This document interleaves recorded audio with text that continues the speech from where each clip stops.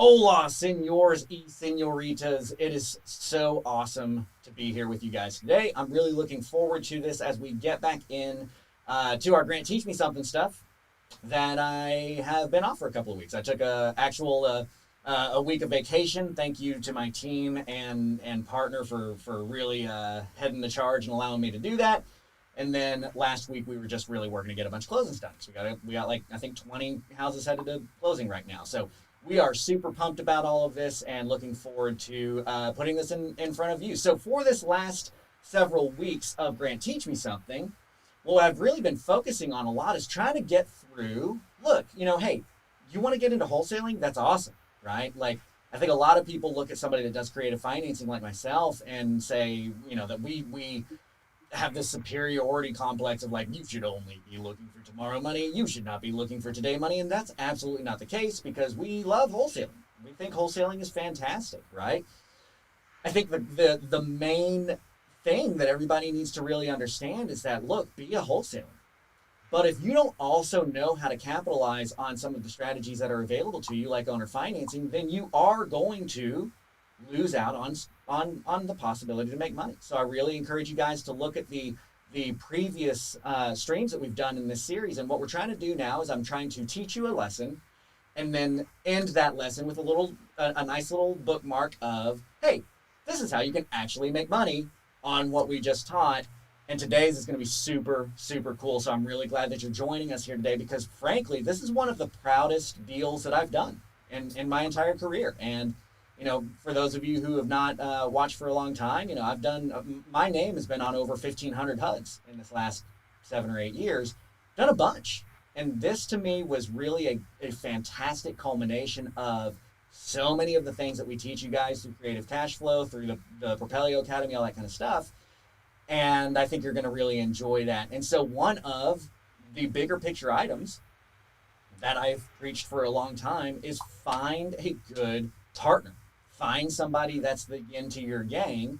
And that was really one of the big foundational points to stepping off how this deal made so much money and how this deal was so cool in the way that it took a strategy and mixed it with another strategy and did even better. And that is because I found myself a partner that is a freaking beast. And not a lot of you guys know his name yet, but you will come to know it. We are going to start trying to put him in front of you guys a little bit more because the dude is a genius. I've made no mystery to the fact that I'm not a great direct mail marketer. That's not my thing, right? I'm great at a lot of other things. I've never gotten great results. This dude, like on a weekly basis, gets us postcard return rates of like 9 and 10%. It's insane.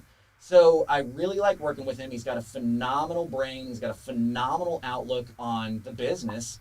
He's made, 7-figure businesses off of wholesaling and off of creative financing. And we're working together 50-50 on everything at this point in time and really complementing each other and pushing each other, helping each other grow, right? And he actually landed on, well, hold on, what if we did it this way on this deal? And it's like, dude, that's incredible. That's amazing. So before I pass it over to him, I just wanted to give you guys that heads up and tell him, man, thank you. I just love our partnership. We just actually about a week ago hit 1 year partnered together here, and it has been an incredible journey. So without further ado, I do want to welcome to the stage Mr. Ronnie Walker. What's up? Yeah, absolutely. It's been a great journey so far. It's been a year, like you said, a yin to your yang. That friction creates good conversation. It creates the opportunity for us to really hone in our real estate strategy, right? Real estate strategy, kind of really knocking together the ideas and figuring out what works in the marketplace, right? I've said, and other people I've been around have said that, we're not just wholesalers, right? We're not just real estate investors. What we really are is we're opportunity chasers, right? And as a real estate entrepreneur, we're chasing the opportunity. Where is the discounted properties? Where are the people who sell? What is the best tool in our tool belts that we can fit into the scenario so we can make enough money? So it's been awesome. Like Grant said, it's been about a year. And this deal, I know we've been talking about taking wholesale and creative financing and owner financing mixed together with maybe some a little bit of private money, kind of mixing in a bunch of these strategies to figure out how can you dominate and make the most amount of money out of every deal, both on the upfront side, because we all need revenue to maintain our business, but also how do we create a portfolio with our properties as well? How do we limit risk? How do we increase profits? And how do we just keep moving forward in times like today, in uncertain times where opportunities arise? And a lot of people might be scared. How do we continue to play this ball game, right? How do we get in the game? How do we bat things around? So I'm excited to be here. I'm excited to be a part, Grant. So, man, kick it off. Yeah, I'm so glad. And let me know if we're having audio issues. I'm throwing my earphones in. I'll plug them in here in a second. But I'm hearing that we got echo from Ronnie, and Kang is saying he's having trouble hearing. So if you're having trouble hearing, comment that. We do want to pay attention to you and make sure that y'all are getting the best out of this, because again, this is going to be a huge thing. One of the things that Ed Chambers is bringing up here: lots of moves equals chess. One move equals checkers, right? And I agree with that. That's a big thing that Ronnie preaches on a lot. Is talking about, hey, the truly great chess players can see whatever 12 steps ahead, or whatever that is, and the amateurs see 2 or 3 steps ahead. And so we always want to be looking for what are our next steps. And I know Ronnie's a big fan of this book right now by Patrick Bet-David of Your Next 5 Steps. So I would recommend you guys pick that up. Ronnie's one of the most well-read people I've ever met in the industry. So that can be very helpful. So here's the deal. Here's the situation that we were presented with. We had a deal, okay, and we got a good price on it. The key to real estate always revolves around you got to get a good price on it, right? And every number, one of the things that we talk about a lot, every number in real estate is a reflection of risk. I'm sorry, every percentage in real estate is a reflection of risk, whether that is a percentage on an interest rate, or a percentage of the unpaid balance of a note you're going to buy, or the percentage of the ARV that you're buying at. Everything is a reflection of risk. The reason you might get a better interest rate than I might get at a bank is because they think that you're a better borrower than I am, right? So when you're looking at deals, the world really opens up to you the cheaper you're able to get the deal. Ronnie, before we dive into this, because that is a huge crux of this deal, we got a good price on it, right? There's a lot of times that we are able to make deals work that we don't get a good price on, but guess what? We bought at a higher percentage, therefore that risk will be mitigated through something like owner financing, right? That is a way to mitigate the risk, is we have lower risk with owner financing, so we're able to buy at a higher percentage.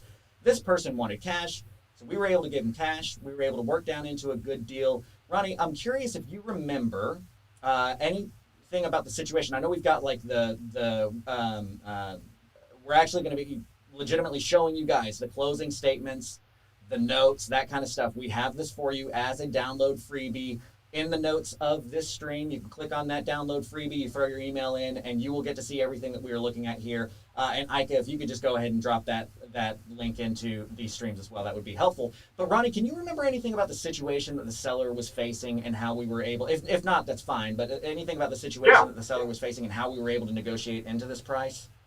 Yeah, so the seller was actually, so it's a duplex, just so everybody knows, it's a duplex house.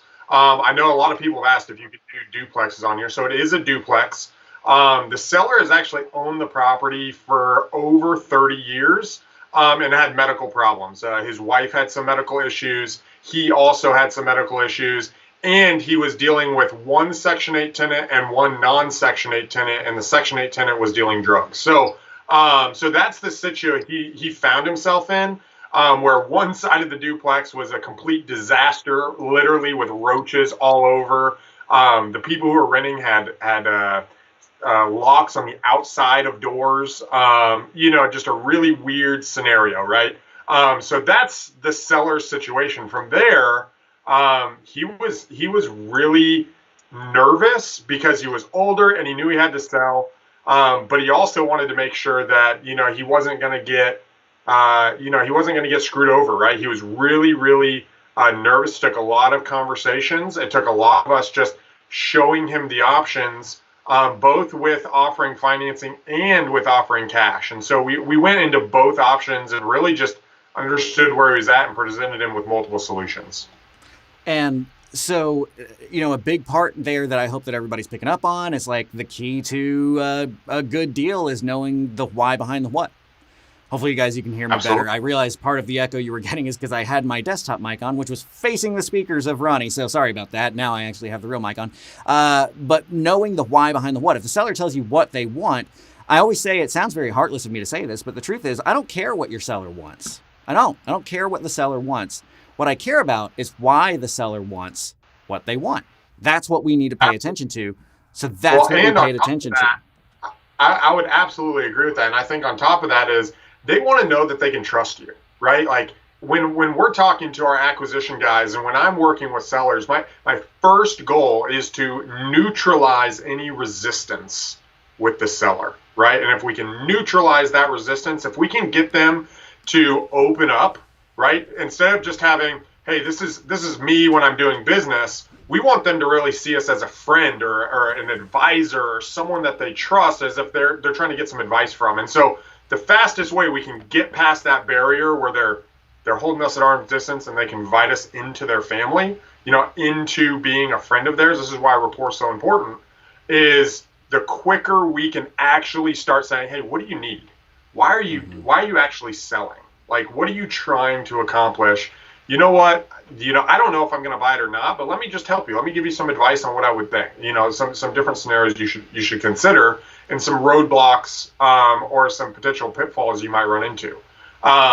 So anyway, that just on the seller situation, guys, it starts there, right? It starts just being a human. It starts just connecting with them in order to open up, like Grant said, in order to open up those deals at the deepest discounts, you need to have a better conversation. You need to know what type of conversation you're having as quickly as possible, whether that's understanding your lead source, and the types of situations they're in, and or opening up and really connecting with them as soon as possible if it's a more general lead source and you're not quite sure what they might be dealing with. So I that's love really where that. this deal started. Yeah, I love that. And I'd like for y'all to comment too. Let me know because we are monitoring these comments. Let me know if you have any questions. Let me know if there's something that we bring up that we kind of roll past that you might want a definition of. Please, we are monitoring that. We want to interact with you. Part of why I bring that up, I want to interact right now, is I want to ask you guys, how many of you are willing to and brave enough to admit, not saying that you should act like you are if you're not, but are you nervous when you pick up the phone? Are you nervous? Are you scared to talk to that person, right? Do you feel like you put this phone call up on the pedestal, as they might say in the 40-Year-Old Virgin movie, Steve Carell, that you put it up on the pedestal, right? Like that you are so nervous about what you're going to do that eventually that shines through. Dude, I was there, man. That's how I started. I still remember the shame and embarrassment that I felt on my first call or on my first appointment the sellers literally like had that moment where they're like, oh, sweetie, no, we're not going to do it. Like, they felt bad for me. They weren't even offended. It was just such a bad conversation. So, Ronnie, let's talk about some numbers on this deal. Can you tell me, Yeah. before we start looking into the documentation, because, again, I'm going to show you guys closing statements. I'm going to show you guys mortgages. We've redacted all of the personal information, but I'm going to show this stuff to you. But just as a quick overview, Ronnie, fill me in with what our basic numbers were. Like, what did we buy it for? And just let's just do that. Let's say, what did we buy it for? What did we think the ARV was? And what did we think our exit strategy was going to be when we acquired that property? Yeah, so we bought the house for $90,000. Okay. The ARV that we ran the first time was 177 on the duplex. Okay. We anticipated one side of the duplex, like I said earlier, was in pristine condition. It was super nice. The other side of the duplex was a complete disaster. And so we put in there about $35,000 in repairs, on the property itself. Okay, that is what we initially, when we started looking at it, that was our initial numbers when we bought the deal. Now, because it was a duplex, it was currently rented. Yes, that is correct.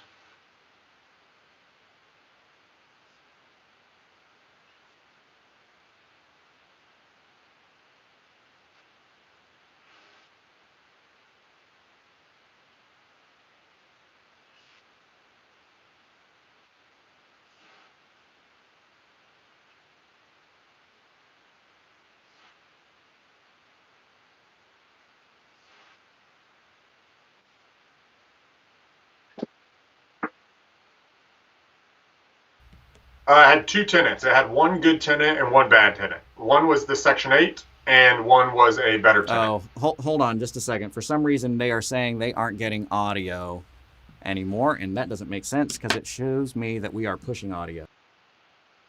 Let's see. Are you guys getting? So they're not getting any audio. Nobody's getting audio here. I don't know because nothing actually changed. So let me go see what might be happening there.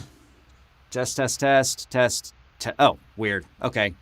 Interesting. Not sure why it wasn't showing everybody, but that was just a random blip then, I guess. All right, cool. For the record, I didn't change anything. That was it just happened. All right, anyway, so the question was, what we were basically going down to was, hey, we were in at 71 cents on this deal, and I asked, was this duplex loaded or not? Do you remember? Yeah. So it had two tenants in it. It had one good tenant and one bad tenant. And the bad tenant actually had I think there was 6 people living in the one side. That should not have been that way. Cool. So that is good to know. Sorry, I was just realizing what may have happened there. All right, so we've got an ARV of 177. Now, start to walk me through a little bit of what happened from there. So Ronnie actually can't see my screen. I just realized. So what I'm going to do, Ronnie, is I'm going to share you through Skype. I'm going to share my screen with you here so that you see what they're seeing. Yep. And then what we're going to do is just kind of walk through the deal, right? Start to show you what is it that we recognized could be done on this deal. So again, this will be a download that you guys can download yourself if you would like. And here we go. So these are our acquisition documents. We'll roll through these. So what are we looking at here, Ronnie? This was our acquisition side, wasn't it? Yes, that is correct. So we purchased. Sorry, go ahead. Yeah, that's where I was going. So we purchased the deal for $90,000. That's where we came in and bought the deal at. Obviously, there's closing costs. There's the different things there, but one of the key sides of this strategy that was awesome was we saw initially, our initial exit was going to be a wholesale. So I was going to push this thing out at 115, and our initial goal was to basically try to make $25,000, right? That was going to be our initial go-to strategy. Hey, push it out. Let's make $25,000. Let's make it easy. I think we're gonna try to push it up to 30, right under 30. But that's what we were gonna do initially. From there, what we started looking at was, okay, the area that the duplex is in is extremely desirable in Grand Rapids. 2, the potential rents for each side were close to $1,400 a month. We actually considered keeping this ourselves because the rent was so high once it was fixed up. Potentially of $1,400 a side. From there, we're like, okay, well, if it's $1,400 a side, what does a 2% rent rate look like? What does a 1% rent rate look like? And what's kind of the cap rate to this deal? So we started analyzing it that way and figuring, okay, if I was to put this on the MLS, just as it is, what do we think we could get? There was a couple other issues. One, it didn't have off Main Street parking. It just had main parking. But it did have separate utilities throughout the entire building, which was very, very good. It had separate furnaces, separate basements, separate utilities, which also increases the price. So in our due diligence, and this is why I said initially our ARV was 177, we realized we could probably push this ARV up to about the 215 to maybe 220 mark, maybe down to 200, but that's what we figured. Best case scenario, we can push it to here. So we said, okay, well, what is the major downfall, or what do new investors want? They want cash flow when they're coming in on the wholesale when you put it on the MLS. What do they want, and what is their biggest problem? Their biggest problem that we see is the financing, the ability to come cash out of pocket to a deal, okay? How much money do they have to bring to the deal? And then how much money do we think we could say, hey, if you bring this, we'll finance the rest. And so that was kind of our thought process through the deal from, okay, we could do wholesale, but wait, the rents are higher, We could probably push the ARV. It's a super desirable duplex neighborhood, and the potential for cash flow and cap rate was a lot higher. And this is where a lot of people get wrapped up in the 70% rule. And I'm going to encourage you guys, don't think of ARV minus 80 cents minus repairs. Once you get into your due diligence, that might be good initially when you're analyzing a deal, but go deeper. Where's the money? How much money can this property actually make? Where are all the profit centers? And then once you analyze it and you can see, okay, this is what the rents are. This is what it could sell in the MLS right now. This is what it could push at. This is the worst. And literally write out everything about the deal in the due diligence. What it's going to do is you're asking yourself, if I could make more money, how would I do it? And that's where it started here is, if I could make more money, how would we do it? And so, number one, me and Grant went back and forth probably 3 times on, dude, should we keep this? Right? Like, should we keep this ourselves? The other side was, well, do we want to keep it for cash flow now, or would we rather try to figure out how much money we could pull out of the deal? Could this be a $50,000 deal for us? And go down that route. And hey, would 50 G's be better than the cash flow now in our current strategy and with our scaling? And so as you guys are analyzing these deals, rules of thumb are great, but rules of thumb do not substitute your underwriting or your due diligence after the deal is put under contract. And so that's where you want to start, and that's where this deal started. So we bought it for 90 grand. Grant, did you want to add anything to that before we go into so I'm glad that you went down that road because again, we want to make sure that, look, we had a property that was income producing as it stood, right? That's what made it so, like, we're starting to look at this. And here's something that we really want to get into your head. And this is something, so I don't know, for those of you who do follow me on Facebook, you might have seen a post, I think it was last week or the week before, one of our executive students in the mastermind posted up in the mastermind, because we do a deal analysis every week, and it really stuck out to him, something we encouraged him to do. He went and did it, and he ended up making 15 grand. So the deal was, he wasn't even sure he wanted to contract this deal. He wasn't sure it was a good deal, right? But they told him that they were willing to sell it for what they owe. And my response was, dude, if somebody's willing to sell you their house for what they owe, they cannot give you a better deal. You contract the deal, you do your due diligence, you run it, you see if you can make money on it. Because if you don't contract it, you're not going to make money on it. If you do contract it, you might make money on it, right? You take a swing at it. So the point is to always get a deal under contract, and get it under contract in a way that you think you can make it work. And sometimes that, like, option period that you have afterwards, you start to unveil some things where you're like, ooh, actually, this is a little bit sweeter of a deal than I thought it was, which is a great news. Sometimes you unveil something that makes it a worse deal, and then you can cancel it because you always do the options. But with us unveiling that, what it really made us start to realize is, like, look, we got a good deal. We got into a situation where the seller was happy with what they were walking away with. They got what they needed. This is a little bit better of a deal than we necessarily thought it might have been. What do we want to do here rather than just wholesaling it out? Can we make more money? And so then we employed something that I like to call a self-assignment, right? And this is something that I've talked about briefly with you guys before. But again, the whole idea here is, if you really know your stuff, you get to mix strategies and put them all in together and build a better scenario. So we bought it for 90. But we started looking at our numbers, and it's like, there's no reason that my private lenders wouldn't put in 105 on this deal. Right? There's no reason, because the lenders that I work with will typically lend to me up to 80, because I don't ask for 80% on a deal unless I know, like, I'm pretty comfortable with it. We're typically under 70, but I don't like going above 80, maybe 82 if it's in, like, the most solid neighborhood and I know everything about it and I know we're about to flip it like that. But this one I was real comfortable with, even if the ARV was what it was when we thought it initially. It's like, yeah, we could take out 105 on this. Our lender is going to be in a position where they're in like a 60% LTV. If you add in what it would take for rehab, that's still like a 78, 79 loan to value. So let's take out 105. And that's what we call a self-assignment, because, here's the thing. How many of you guys who are watching, how many of you guys actually do wholesaling, right? I want to see who in here does wholesaling. And I want to know, like, realistically, what's your average wholesale fee?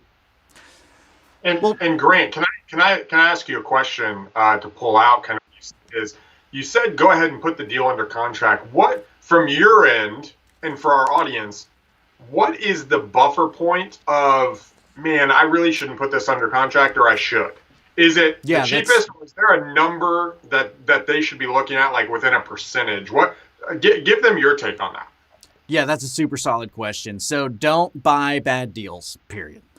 If so, my kind of take on what do you go ahead and contract, what don't you go ahead and contract, is if you sign a contract, I want you to be pretty sure that you can close on that contract, right? I want you to feel very confident about closing on that contract. If you do not feel like you're super confident on closing that contract, I'm still cool with you contracting it. I've done that a bunch of times.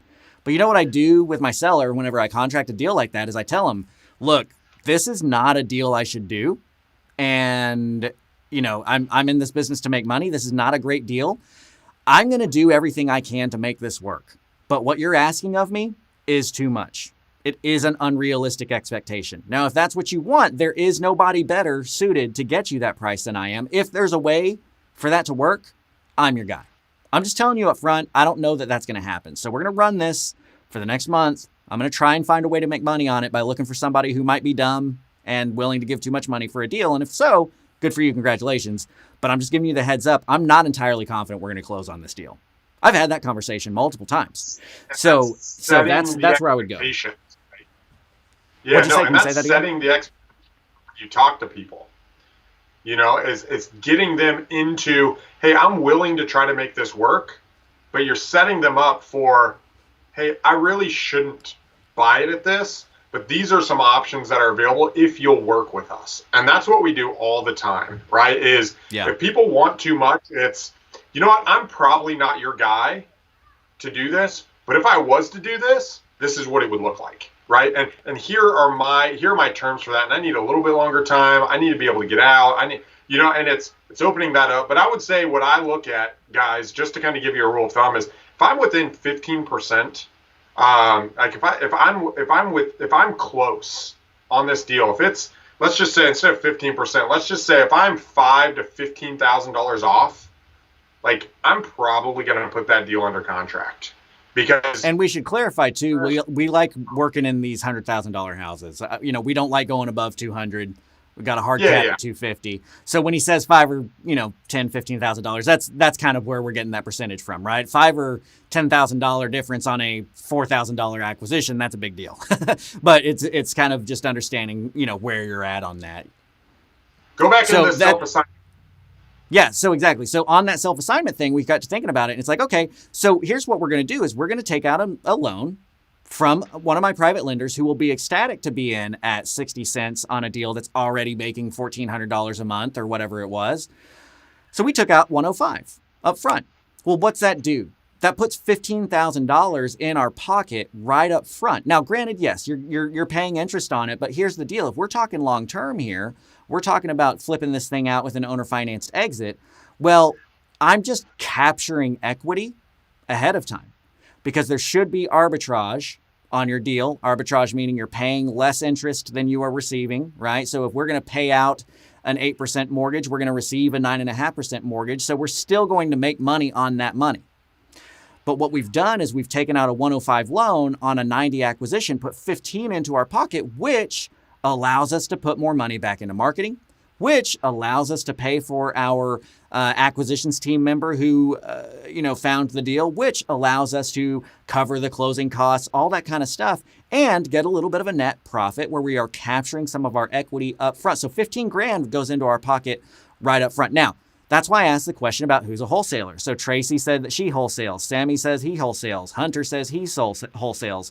Will says he wholesales. There's a bunch of people saying they wholesale. And then I look for what's your average wholesale fee. Well, our quote-unquote Facebook user, it doesn't pull in their name for whatever reason, 16 grand is an average, right? That's actually a really good average. Hunter says average is about $8,000. Sammy says $3,000 to $9,000. Axel says $5,000 to $7,000. That's pretty typical. Those are pretty typical numbers. Well, what we just did right there was put 15 grand into our pocket and maintained ownership and control of an income stream.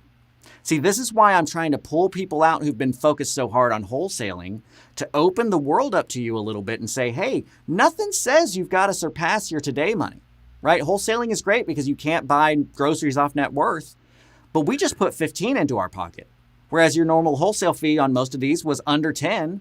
We made more just on the self-assignment, right?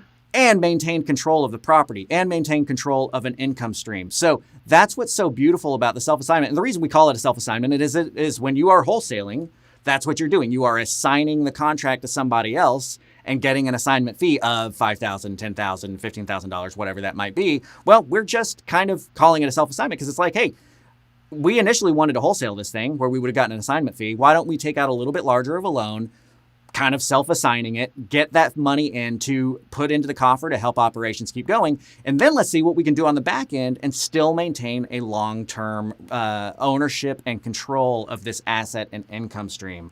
So Ronnie, what happens next? We start marketing and what? Yeah, so from there, exactly what Grant said, basically that self-assignment puts money in our pocket. Well, from there, we're already cash flow positive on this deal. So we're able to pay the private lender right away, and we're able to pull in, and I don't remember exactly what the amount was at that point, but we're able to pull in the money. So from there, the next step was, all right, well, how much can we get for the property? Should we just put it on the market as a wholesale and try to sell it wholesale? Because that's what we were thinking. Hey, we're just going to sell it wholesale. And then it came back, was like, you know what? This is a great income stream, excuse me. Why don't we find the wholesale buyer who can bring the cash, but will increase their basis if they've only got to bring 35 grand or 40 grand to the table, and then they have a loan amount of, say, 110. That was our thought process. We have $5 grand in our loans. So let's unpack that just real quick, right? So to explain this to everybody, what we did is we marketed it out wholesale, because we could have wholesaled it. We would have been fine with wholesaling. That was an initial plan. Like, we had a wholesale strategy of pushing it out initially. So we're talking to people who are interested in it wholesale. If somebody's going to buy it from you wholesale, Ronnie, typically where is that money coming from? From like when they're buying it, how are they getting the money to buy this house? Yeah, they're getting in one of three ways. Either they have the cash themselves, which is rare. They're pulling in a hard money lender, which means they're going to be paying between $8,000 and $15,000 in fees, and or they have a family member or a private lender on the back end that's not a hard money lender. Those are the three sides when they acquire the property from us. And then on this deal, if they go in long term, they then have to refinance out of that money, which is more fees, into a long-term loan to hold the tenants in place and get cash flow. So what he's talking about here, which is, and Will says, what's a self-assignment? Again, I would encourage you, that's the beauty of rewind on the videos. But if you need a better explanation, you can take that back. But essentially, it's taking out a loan on acquisition for more than the actual purchase price is, therefore kind of giving you the same amount that you would have on an assignment fee, but we're just still keeping the asset. We are maintaining the control of the income stream and the ownership while getting that extra assignment fee. Self-assigning, just kind of called it that. That's internal. Nobody else is going to know what that means. We made it up. So what we start looking at in this situation is like, okay, so if this wholesale buyer wants to maintain this property as the rental, which he did, how are they going to get that money for that? Well, the way that bank funding works is that they are going to require typically 75%, let's say 70, because that's actually more typical, 70% of the, like, they will lend up to 70% of the ARV, or we'll say 70, sometimes it's 80, 70% of the basis of the purchase price, LTC, okay? So there's loan to cost, LTC, and there's loan to value, LTV. So they will say, we will lend the whatever is lower, your loan to cost or your loan to value. So let's use some quick examples real quick, and I'll draw these out because it's a very important part of understanding why this strategy works so well of what we ended up doing here. So the point of this, where did I? And Grant, while you're pulling that up, do you mind if I share the initial buyer we had that didn't end up buying the property and kind of how we pulled this out in a very easy, quick way for people to understand? Yep.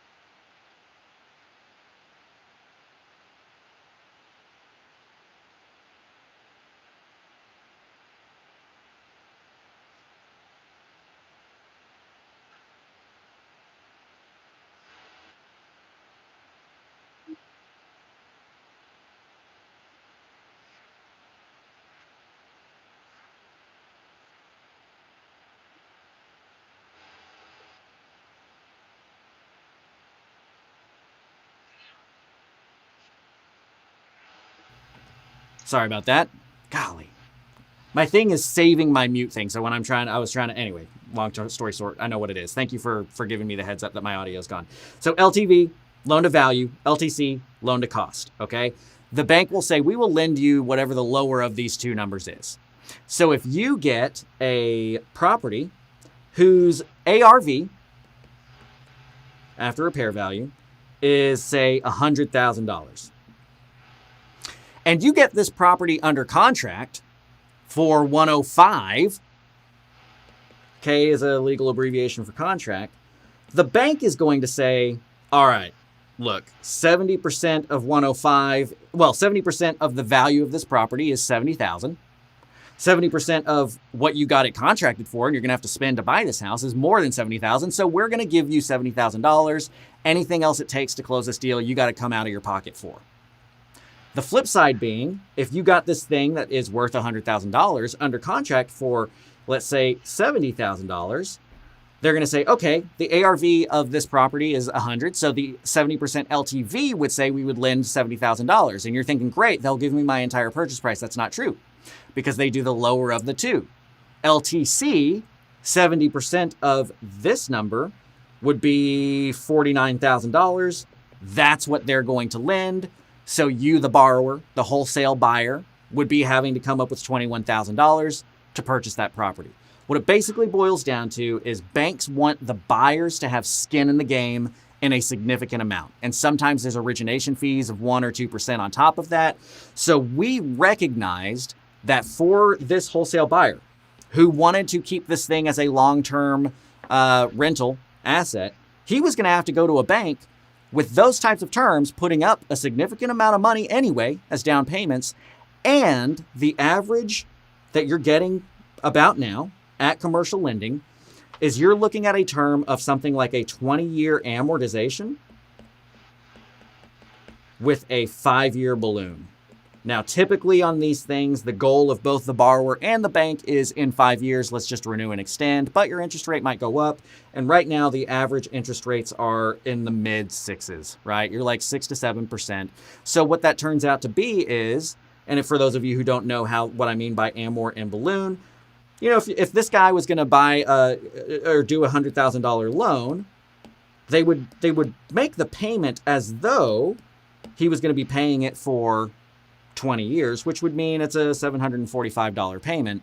But in 5 years, whatever's left over, he's going to have to pay that or refinance to get into another loan or something like that, right? It's nice commercial lending, but that is the understanding of what he would have gotten is how we were able to give a value proposition to what we ended up giving him and why he was like, yeah, man, that's actually a really good deal for me.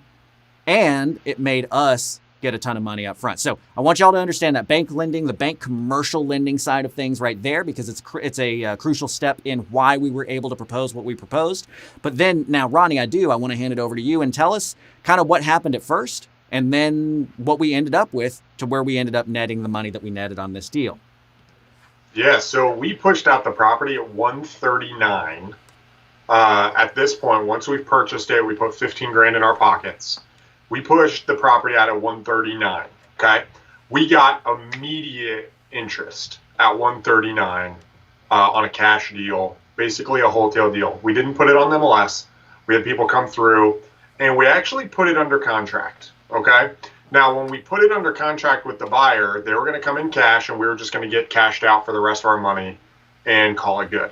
Well, he walks through the property, and from his side, he was going to get hard money, and he was going to refinance that into a long-term bank loan after he'd fixed up the property. And then he was also going to get gap funding for the rehab amount. The hard money wasn't actually going to pay for the rehab. He had to get a second lender. And so with the multiple scenarios that were going on with, let's just call him Dave. His name wasn't Dave, but let's just call him Dave.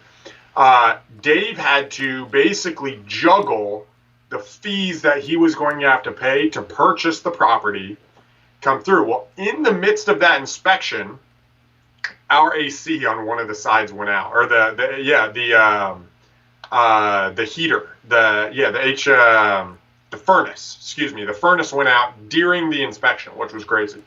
Well, once it happened, we fixed it the next day. We had someone come in, they fixed up it. Well, he came through and he was like, hey, here are my costs. This is going to be my basis, which was in the 155 range.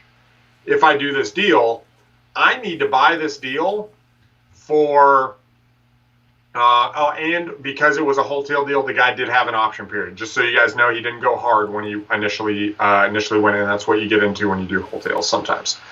He said, hey, I need to buy it for, I think he came in and hit us back at it, trying to reduce the price by $12,000. We're like, nope, sorry, we cut him loose. But because we had the analysis that he came back that his basis was in the high 150s, we were selling this thing for in the 130s. We're like, you know what? Why don't we try to push this out? Our lender is willing to hold this deal long term. They're willing to do this for multiple years. I think we've got a 30-year on this one. Is that right, Grant? Yeah, it's a 30, and I think it has I might have a 10-year balloon on that one. Similarly, I'm not super worried about balloons because our ability to get funding is pretty strong. I really encourage you guys to be very cautious of balloons. If you're not just like able to snap your fingers and get deals funded, be very cautious of it. But I'm not super worried about balloons because it lets us get, some things together. And we'll talk about balloon notes and umbrella loans later. But let's jump back into this one. Yeah, so our lender's willing to go long term. That's the key here, right? And we have multiple exits. We can get other private funds. We could sell the note. There's multiple things we could do. So we said, okay, well, why don't we increase the price, which most people don't do once they start selling. Why don't we increase the price? And now we have a cash price, but we have a finance price. And all the person has to do is they've got to bring $38,000 to the table. Okay, I think it was $48,000. Don't quote me 100%. I'm not looking at it, but they have to bring $48,000 to the table. So now we said, hey, we'll cover 100% of the financing, making sure you can avoid the logistics, avoid the red tape. That was our key scenario: is avoid the logistics, avoid the red tape, avoid other people coming in and telling you what to do with your deal, and instead get all the financing up front. And you'll be able to cash flow on this deal immediately. And we'll make it from a normal multiple part process for an investor to really just one finance option. You bring a good chunk of the money. And if you've got the money to rehab it, you can do that. Or you can get gap funds to do the repairs on the property. So Trevor, or what do I call his name? Not Trevor, Dave, Trevor, whatever. Backed out. Once Dave backed out, then our new buyer came in. Literally, we pushed it out. We're like, man, we're going to increase the price. Literally, we had the new buyer in one day when we pushed out the owner financing because of how attractive the terms were. He came in, saw we put a new furnace in, looked at the numbers, said, you're willing to owner finance it? We said, yes, we want $45,000 as a down payment, and you can have it at a 10%, I believe it's 10% interest rate is what we went from there. And then if you would like 10.5, if you would like, you can just refinance out at any time. We're just a no hassle solution. Okay. Our goal is to make it super easy for you to come in. You don't have to deal with hard money lenders. You don't have to deal with refinancing. You don't have to tell other people what you're going to do with the deal. Just come in. You've got skin in the game. You know what you're doing. You've worked this for a long time. You can get the tenant out, rehab the property, cash flow on the property, and then at any point, if you want to just refinance out, you'll just pay us off and we'll be good to go. We literally bought it in 1 day. That's how attractive these terms are to people. What you got to realize, part of the risk in real estate is the headache. Don't forget about the headache even to the buyers, right? We talk about headaches to sellers all the time and trying to pull out pain. One of the headaches to real estate investors is all the logistics and fees they have to calculate when they're buying deals. That's why they try to get it. And purchase prices are increasing, costs are increasing with slims margins, right? So they've got to make sure they're calculating every single fee. But if you can say, hey, let's just completely X out all of that. Here's your loan. Here's what it looks like. And if you want to get out of it, just refinance when you're done. Plus you'll cash flow in the meantime. So you're not anything out of pocket except for your down payment, which saves you money on your net worth anyway. Hey, and the house is potentially valued here, and it's only going up in the area. What do you think? It's so attractive. The thing that I really like that Ronnie's pointing out in that explanation is, you notice how the buyer's the hero, right? We go back and forth on this constantly about, you're not the hero, you're the guide, right? We need to help the person on the other side of the table get where they want to go. And that should be in such a way that's going to help us get where we want to go as well. So everything that Ronnie just talked about is how this was good for him. Let's talk about more about why this is good for him. And before I go forward, I just want to, for those of you like me, I'm terrible at math. I'm really good at calculators. Terrible at math. Let's look at what this deal turned into. So real quick, Ronnie, can you remind us, when we bought this deal for 90, if I remember right, we were thinking we would wholesale it or we were going to wholesale it. What was our profit range that we initially anticipated to get when we acquired this deal? We were going to wholesale it for $115. That was the initial strategy. We're going to make 25 grand. So that would be 25,000 bucks. All right. So let's look real quick then and pay attention to what we did end up making. And then I'm going to show you the documentation on this. Again, you can get the download yourself. There's a link in the description for this video and everything for you. But let's look real quick at what ended up happening. So we got $15,000 up front off of the self-assignment. So here we were right from the start, we got 15 grand, which is only 10,000 off of what we thought we were going to get for wholesaling it anyway, right at the beginning.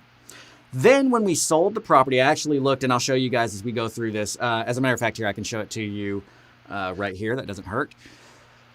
Because I do, in our download, we've got our closing statement. I think that there's a concern across the nation with educators, which I think is a valid concern of show the HUD. And well, here's our HUDs, right? These are the settlement statements. And I don't know if the date is listed on this, but it'll show, I mean, this was a couple months ago.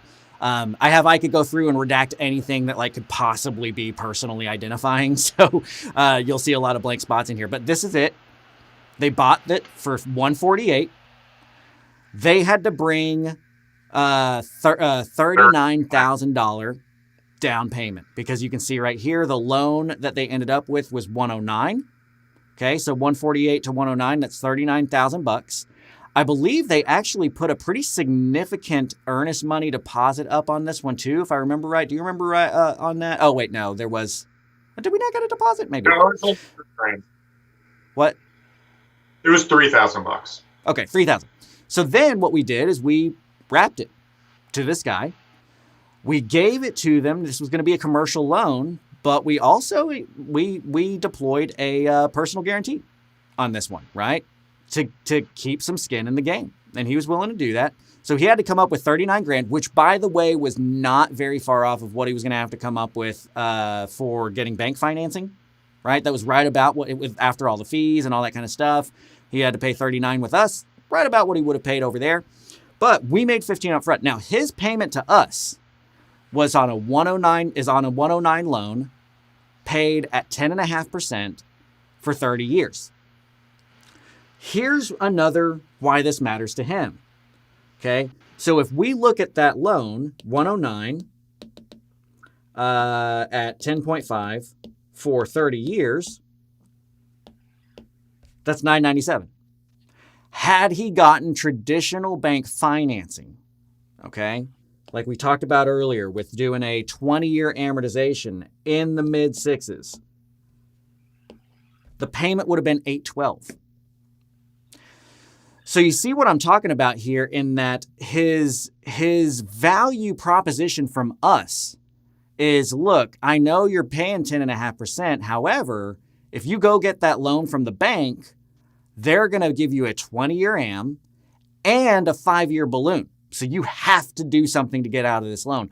What if we compensate for the added interest by giving you a 30-year fixed rate mortgage?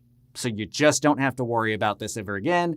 And by the way, that's only going to impact your payment by a couple of $100. What was it? $997, I think is what $997. So it's a couple $100 more. So you're going to make a couple $100 less, but this thing is in place and ready to go for 30 years. You don't have to worry about it. That's a value add, right? So here is the note itself. Boom, $109,000, 10.5%, $997 a month. So let's look at that compared to our note, which it looks like on the acquisition side, it looks like we only have our mortgage in here. It doesn't look like I have our note in here, but we do our notes at like 6 to 8%. So let's say that the underlying lien, just so everybody knows if it's not in there, was 770.45. 770. Is that what interest rate is that at? 8? The interest rate is 8%. 8%. So I gave this lender 8, right? So what you were looking at is now we have 15 up front. We got a $39,000 down payment. And actually, I'm going to make these green. I like to do green numbers are money in, red numbers are money out. Okay, 15 front for the self-assignment. We got $39,000 up front, right? Within a month with the buyer's down payment, which by the way was a good value to them. Then we got the difference of $997 and what was the $770? Is that right? Yep. $997 minus $770. So then we've got $227 a month in cash flow. Which, by the way, if this were to go to term, which I doubt that it will, but if it did, that's another $81,000, almost $82,000 of potential profit. Profit. This is not like a rental where this is your gross number. In owner financing, your gross is your net. Yep.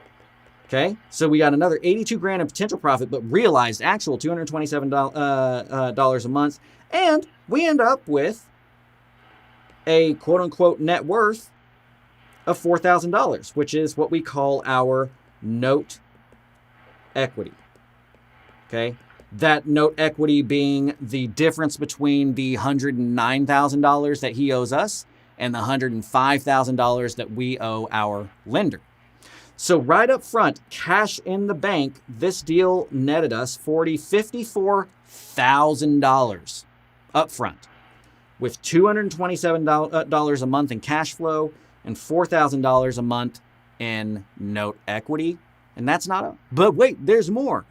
I just want to show you one more thing, just to point this out to those of you who don't fully appreciate arbitrage, right? So we did an 8% loan on a 30-year AM at 105, right? Which is 770. Let's look 5 years from now. Let's say that this guy goes 5 years and then refinances.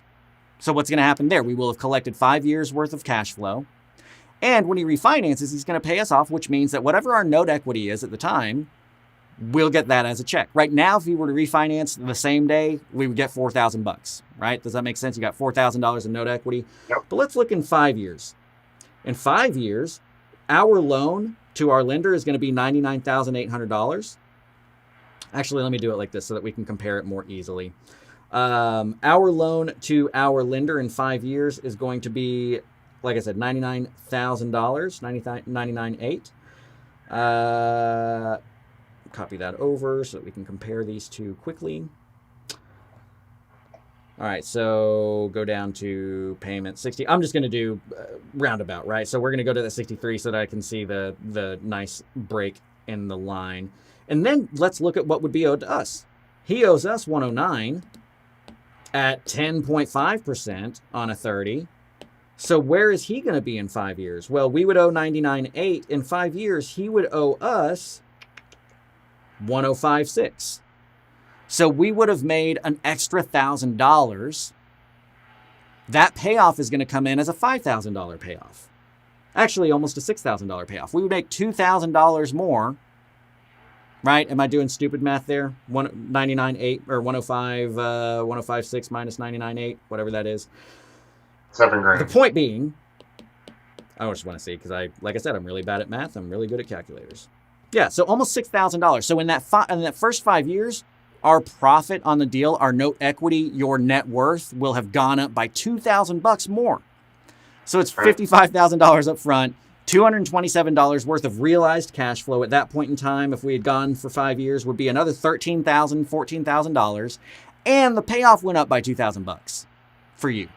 So if that paid off in 5 years, you got 54 up front, you got 13, 14 over time, so 68,000, and then another $6,000, which would be a $74,000 profit in 5 years on a deal that we were looking to make 25 on by wholesaling. This is why it's so important to not only know how to wholesale. This is why it's so important to know how to wholesale and to know how to do creative financing. There's real money in mixing these strategies up. Isn't that right, Ronnie? Absolutely. And as you start mixing strategies up, what you'll start seeing, so this happens in books. When you read multiple books, for you guys who are reading and educating, is you start seeing between the lines, right? You start seeing this book's talking about this one's talking about this, but really there's this middle concept that both books are kind of dancing around. This is what happens when you have multiple tools in your tool belt, aka wholesaling, creative financing, potentially buy and holds, what private money looks like. As you start mixing these strategies and you start saying, how can I make the most amount of money out of this property? You start being able to see what all of the numbers are dancing around and the potential profit, or let's just say the golden egg, that is potentially capturable, that your buyers see one perspective, you see one perspective because you're the wholesaler. But as you start getting into creative finance and you look at, okay, how can I hold it and make money at the same time up front? You start being able to see a full 3D, 4D picture of this golden egg and saying, oh, okay, how can I maximize the benefit to my end buyer? And then how do I maximize my benefit so both of us win and both of us make more money than we initially anticipated? And that's one of the beautiful things with creative financing mixed with a wholesale strategy, is you can work with investment buyers, wholesale deals, and get cash flow at the same time. And there's so many more things we can't get into on why this is beneficial, but it allows you to capture the market you're already working with and get into the net worth and cash flow game that pays you not only today more money, but also tomorrow in a portfolio. And guys, if you can just open up your mind, just ask the question, how can I make the most money out of this deal? What would happen if I employed creative financing? What would happen if I had my own private money? What would happen if I was to sell this to a homeowner versus an investor? The better questions you ask yourself, the better answers you're going to get, okay? And so being able to look at something like this was one of the primary things that really brought me and Grant back together in our partnership is, from a wholesale deep discount business model, which was my business model for years, to a deep discount business model plus creative finance business model, plus the ability to JV and help other individuals out close their deals. Like, now what you're able to see is you're able to turn this golden egg around and say, okay, how can I help you? How can you help me? And how can we work together to make money together in your current niche? Because you're leveraging your knowledge, you're leveraging your time, you're leveraging your network, and you're leveraging the deals that you guys not only paid a lot for, but also that you're providing to the marketplace. And so guys, like, when you mix this stuff, like, all of a sudden the world opens up. Your brain starts just, oh my gosh, I could do this and I could do this and I could do this and I could make a bunch of money. Oh, and by the way, as Grant talked about earlier, What if he did default, right? Because that's the other side. Like, hey, what if he did default or the market goes out? Well, guess what? This is a $215,000 property that we have a $105,000 loan on that has never, ever, ever sold below 100,000, I believe. Don't quote me. If I remember right on this one, this is the one that's never sold below 100 grand in its lifetime. And so, guys, like, this is why you want to buy deep. This is why you want to think creatively. This is why you want to get into this game and add it to your tool belt, because all these videos you see, there's stuff that once you start mastering the craft of real estate investment and you start becoming a master of analyzing deals, looking at deals, talking to people, solving problems, all of a sudden you start seeing different perspectives that when you ask yourself, how much money can I make? Man, it just becomes phenomenal. So absolutely, Grant. I mean, the deal is awesome. We're doing a very similar style deal on another property we just closed on yesterday. Very similar, but we bought it with owner financing from the seller rather than getting private money. It's slightly different, but it's very similar. It's a very similar concept. Guys, the world just opens up when you think about it this way. Absolutely, man. And I love everything that you just said there. So guys, how did you feel about this? What is this? I mean, that's the deal. That's a pretty sweet deal, right? And that, drop some comments. Let me know what stuck out to you. I really want to know the things from a video like this that put a brain fold in, right? It folded another little flap of your brain to make you think about that. Because if we can keep giving you more of those, that's better for everybody. Ben asks, is this video going to be saved so I can watch it again? Yes, always. If we're doing a live video, it's going to be saved so you can watch it again. It'll be listed out there. If you like the way that we teach, if you like the way that you want to start thinking about the world a little bit differently, start thinking about your investments a little bit differently, start finding a way to actually achieve freedom, which everybody always says they want freedom out of real estate, and then they end up on Wholesale Island after they set sail for Freedom Island. Think about joining us at Creative Cashflow. That's what we do. Ronnie and I are partners. We both tag team the education there. We are actively buying properties, and we're actively showing people how we're actively buying, right? Like, I don't hold anything back from these guys, especially at the executives level. You get everything down to what our marketing plan is, right? As the executives can attest to. So check us out, CreativeCashFlow.com/memberships. You can take a look and see what's going on with all of our education side there. We love training. We love getting that stuff in front. We're in a really cool position where there's a lot of info marketers, a lot of trainers out there who kind of really need that training income in order to survive. Like, we make our money from real estate.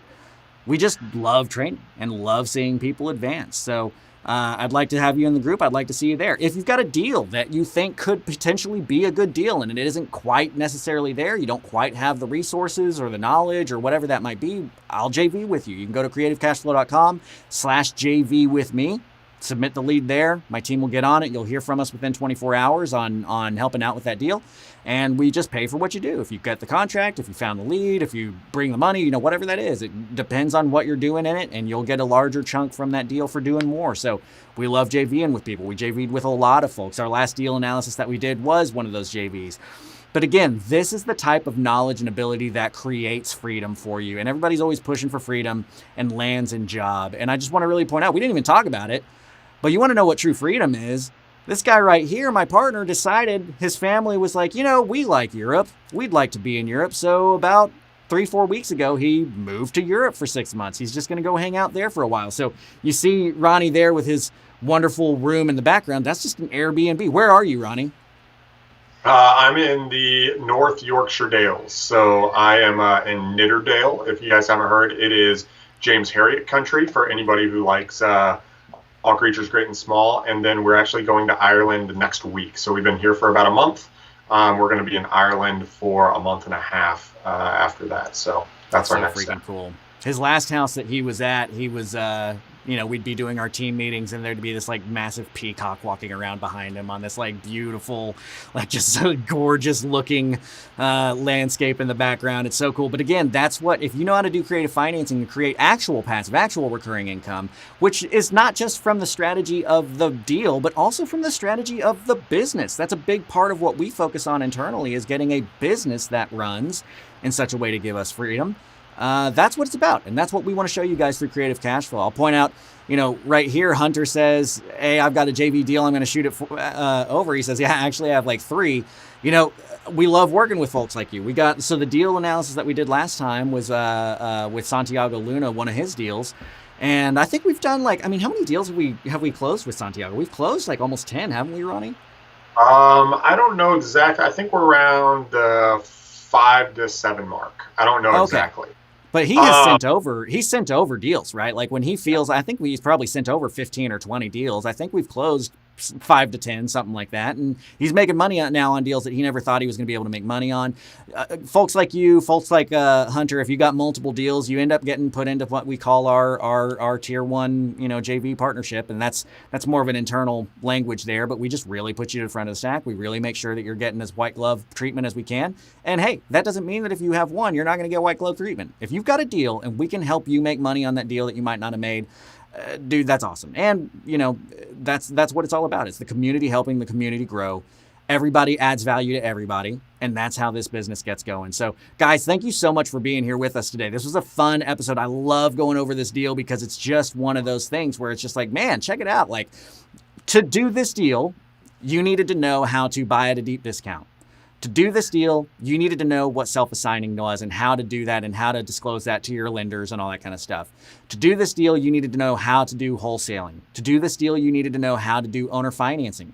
To do this deal, you had to understand how commercial lending works for a wholesale buyer that's buying a duplex that has rents in it. And to do this deal, we had to understand and have connections on how to get boots on the ground in another state, by the way, because this is in a state that we never, was this a Michigan property? Yeah, this was a Michigan So property. Ronnie used to live in Michigan, but we buy properties all across the nation. So many of these deals that we run into, they are remote, right? And even with this one, I will say our sales guy, our acquisition guy lived in Texas, right? So to do this deal, you need to know how to buy remotely. These are all these crazy things that, because we've studied the craft and can put them all together, allowed us to make $50-something thousand up front with cash flow, with net worth. And that's what we hope that you are able to walk away with too. Because at the end of the day, if you know more how to do more, you're going to be able to buy more houses and you're going to be able to make more money and you're going to be able to achieve those goals that you set out to achieve. So thank you for being here. Ronnie, is there anything else you want to say before we land the plane and say goodbye?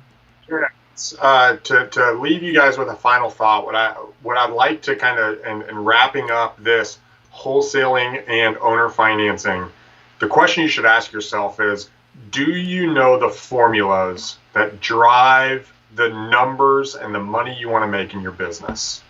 Because that's what we're talking about here. We're talking about a formula that drives the money you make. Okay, so do you know that? Do you know what you need to do to make money in the wholesale game? This is one formula.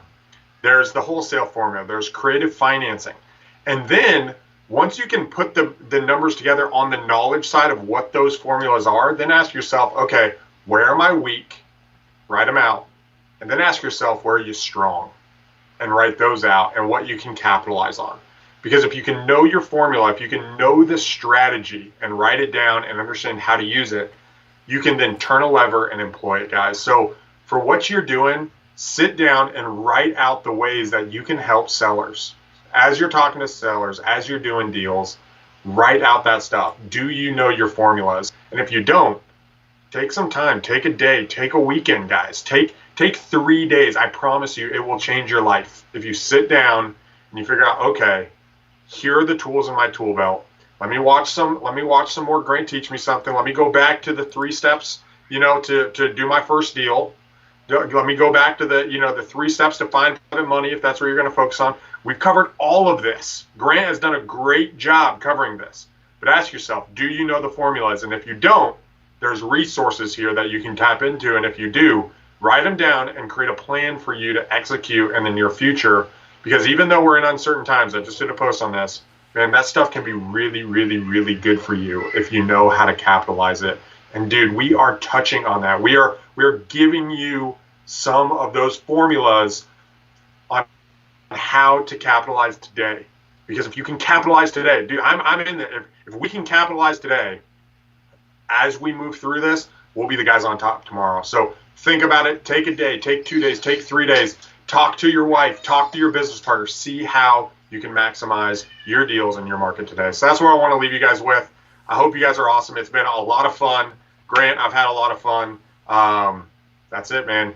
Awesome. Thanks, Ronnie, and everybody give Ronnie a big shout out. And if you're not following him on Facebook, go out, find him. Ronnie, is it Ronnie or Ronald that you put it on Facebook? Ronald. Ronald Walker. We'll have him tagged in here. But guys, thank you so much for being here. We look forward to seeing you guys next week, same time, same place. Grant Teach Me Something every Wednesday at 11 a.m. Central. Thank you guys for being here. See you.